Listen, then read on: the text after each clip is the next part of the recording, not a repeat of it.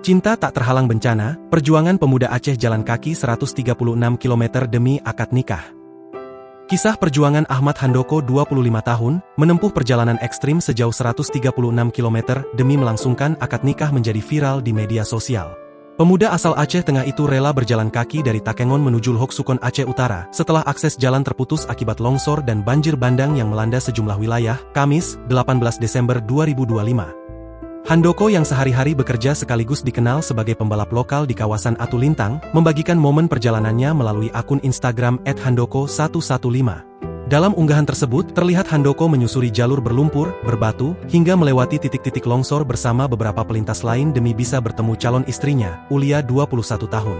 Perjalanan Handoko dimulai dari Atulintang menuju Buntul dengan menumpang sepeda motor milik temannya. Namun setelah itu, ia harus melanjutkan perjalanan dengan berjalan kaki sejak 5 Desember karena jalur darat tak bisa dilalui kendaraan. Tantangan terberat menurut Handoko adalah melewati sekitar 7 km jalan yang terputus total akibat longsor. Dalam perjalanannya, Handoko sempat ditemani 4 orang teman hingga kawasan camp. Setelah itu, ia hanya ditemani satu sahabat dari Kuala Simpang menuju Lhokseumawe Semawe. Berbagai rintangan berat harus dihadapi, mulai dari lumpur tebal, jalan terjal, hingga mendaki tebing di pinggir sungai.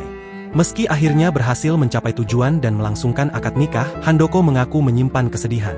Ia harus menjalani momen sakral tersebut tanpa kehadiran orang tua dan saudara kandungnya.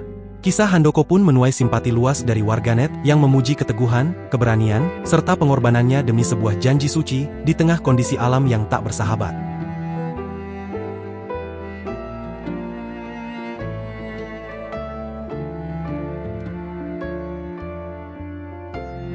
Download Tribun X sekarang, menghadirkan lokal menjadi Indonesia.